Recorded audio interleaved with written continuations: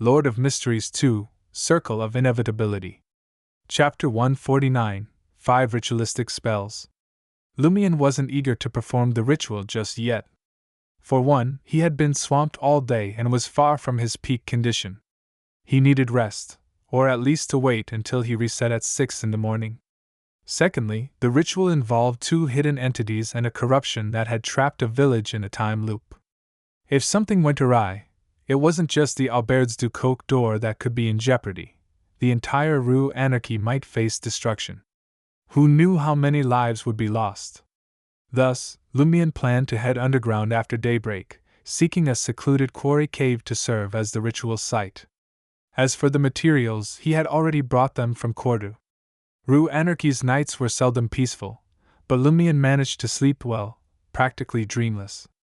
He awoke early to the sound of cathedral bells.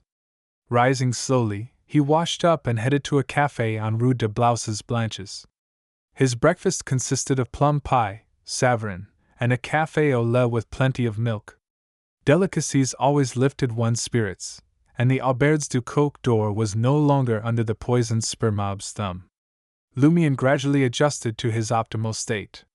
With renewed purpose, he returned to room 207, intending to gather the necessary materials and carbide lamp for his venture into underground Trier. Just as Lumion finished preparing and was about to leave, he heard a soft knock on the door. Confused, he opened it to find Anthony Reed standing outside, clad in military green attire and strapless leather boots. The 40-something information broker stroked his short blonde hair and said to Lumion, "I got something. The Padre or Madame Pualis and her underlings?" Lumion stepped aside, allowing Anthony Reed to enter the room. Anthony scanned the surroundings, Lumion's reflection caught in his dark brown eyes. Simultaneously, Lumion felt an all-too-familiar unease. Suppressing his thoughts, he inquired, "What are they?" Anthony Reed gave a slight nod before replying. "Someone spotted a man suspected to be Louis Lund on Avenue du Marquet, the one you believe to be Madame Pualis' butler." "On Avenue du Marquet?" Lumion's excitement surged. "Louis Lund, Madame Pualis, and I are so close?" "Are you sure?" he asked urgently. Anthony Reed shook his head. "I'm not sure. I'm just here to let you know that I haven't forgotten your task. When I'm certain it's really Louis Lund, I'll collect the balance from you. My money can't wait to part with me." Lumion made no effort to conceal his eagerness. After seeing Anthony Reed off, his resolve to obtain the alms monk's boon only intensified.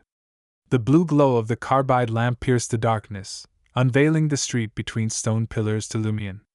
A chilly wind whispered through the tunnels, leaving faint traces of moisture on the stone walls above. Navigating the subterranean streets and alleys, Lumion discovered a passage that led even deeper. Utilizing a hunter's innate ability to memorize environments, he descended until he finally reached a quarry hollow, roughly the size of 2 or 3 Auberge du Coq d'Ors. Sparse white mushrooms grew in the rock crevices. Charlie had mentioned that many people in Rue Anarchy and the surrounding areas scoured these underground quarries for mushrooms to bolster their income and meals. Trier mushrooms had become synonymous with these fungi, but the specimens here were clearly natural. Lumion circled the cave twice, inspecting it thoroughly. Satisfied that there were no issues, he found a half-meter-tall stone and placed the blood-infused musk candle on it. The other candle was positioned closer to him.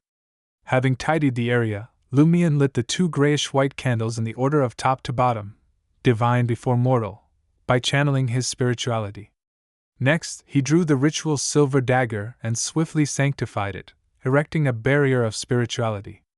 Unlike the last time he had prayed for the dancer's power, Lumion's spirituality remained plentiful after completing these tasks. He effortlessly entered a somewhat ethereal state, enabling him to perform rituals without the aid of incense. He exhaled slowly, picked up the gray amber perfume on the altar, and dripped it into the deity-representing candle. As the scent sizzled, a sweet, elegant fragrance filled the air, calming his nerves. After the gray amber perfume came tulip powder. As a strange aroma permeated the spiritual barrier, Lumion took 2 steps back, gazed at the flickering candle flame, and bellowed in ancient Hermes, "Power of inevitability! A howling gust swept through the chamber, causing the deity representing candle's orange flame to quiver. It hung by a thread, threatening to go out at any moment. In the dimming light, Lumien's left chest seared with pain, accompanied by a wave of dizziness. Once again, he heard the enigmatic sound that seemed to originate from an infinite distance, yet felt close at hand. However, it wasn't loud enough to engulf him in agony. Lumien continued chanting the subsequent incantations in ancient Hermes. You are the past, the present, and the future. You are the cause, the effect, and the process. Within the spiritual barrier, an invisible wind turned pitch black as a faint gray fog filled the space. Rocks and bottles warped and twisted, appearing as malleable objects. Silently, the deity representing candle's flame swelled to the size of a fist, shimmering silver-white with a hint of black. Granules emerged on Lumien's skin and on the rocks, writhing and stretching, poised to burst forth at any moment. The terrifying sound filled his ears, drowning out all else. His head spun, threatening to make him vomit. His thoughts wavered between disarray and chaos as he barely finished reciting the incantation. As Lumien spoke the final words, the silver-black candle flame contracted into a beam of light that struck his left chest. Silver-black phantasmal liquid flowed out, enveloping Lumien's body as though it possessed its own life and will. Lumien had already steeled himself for the onslaught. In his uncontrollable frustration, he felt a prickling pain erupting all over his body. As the piercing raving seemed to saw through his skull, a burning sensation flared within him. He collapsed, curling up and enduring the agony with gritted teeth. All he could do was struggle to maintain the boat of rationality amidst the tempestuous waves of pain. Throughout the ordeal, he was tempted several times to surrender to the malevolent thoughts gnawing at his heart. He longed to merge with the pain, to escape the torture. However, the lingering elegant and sweet fragrance in his nostrils caused his ruthlessness and frustration to ebb and flow repeatedly. Ultimately, Lumien felt as if his body and mind ceased to exist, leaving only a sense of rational spirituality. As the pain and ravings began to subside, he realized he had endured.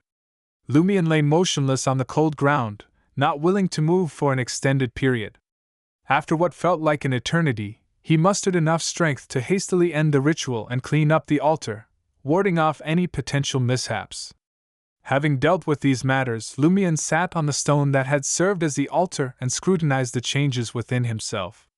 Soon, he muttered, my tolerance for extreme environments has increased a bit. Hey, I guess I won't need to buy winter and summer clothes anymore? Beyond this, Lumien discovered another newfound intuition. An intuition for luck. He could roughly sense the recent fortunes of others, good luck, bad luck, potential for disaster, romantic opportunities, and so on, but he couldn't discern the precise details. In other words, Lumien could detect that someone was experiencing bad luck, but had no way of knowing how unlucky they would be or how long their misfortune would last. Truly worthy of a monk with the power of inevitability. Lumien couldn't help but sigh, feeling he could entirely replace Ostatral as a diviner for others. Although ignorant about divination, wouldn't he be able to fabricate the corresponding words when he could glimpse the rough strokes of someone's fortune? Moreover, Lumien acquired an abundance of sacrificial knowledge and 5 ritualistic spells in his mind. The former compensated for his many shortcomings in the realm of mysticism, while the latter augmented his repertoire of mystical techniques. The 5 ritualistic spells were Animal Creation Spell, Prophecy Spell, Luck Enhancement Spell, Substitution Spell, and Exorcism Spell. Through ritualistic magic, the Animal Creation Spell utilized sheepskin, cowhide, and other animal hides to morph the target on the altar into the corresponding creature.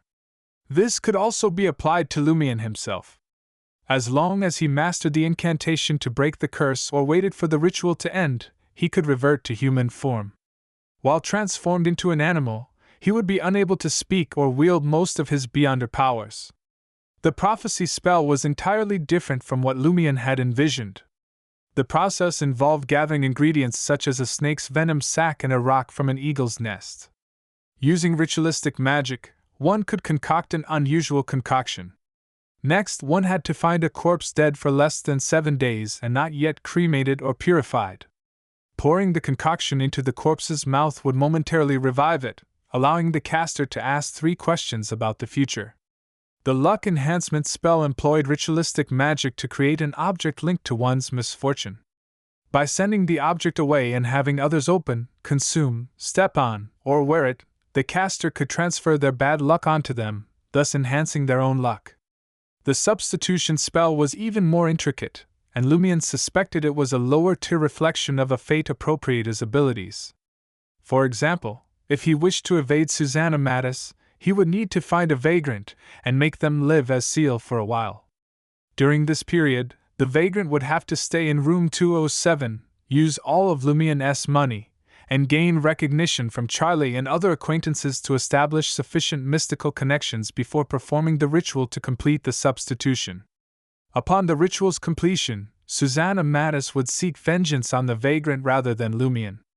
Of course, Lumian wasn't certain he could deceive Susanna Mattis, who was on the verge of becoming a demigod, with a Sequence 8 substitution spell.